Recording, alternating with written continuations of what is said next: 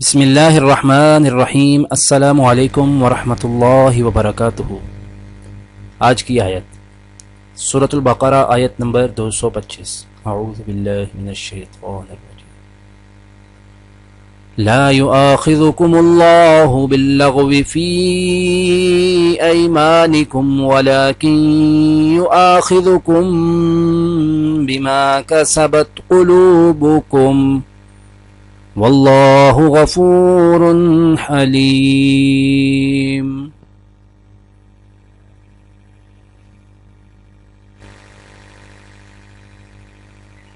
اور اللہ تمہاری لغو قسموں پر تمہاری گرفت نہیں کرے گا، البتہ جو قسمیں تم نے اپنے دلوں کے ارادے سے کھائی ہوں گی ان پر گرفت کرے گا، اور اللہ بہت بخشنے والا بڑا بردبار ہے۔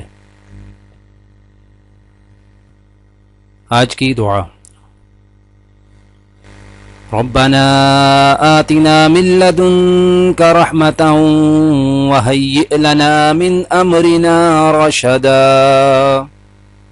اے پروردگار، ہم کو اپنی رحمت خاص سے نواز اور ہمارا معاملہ درست کر دے۔ آج کی حدیث۔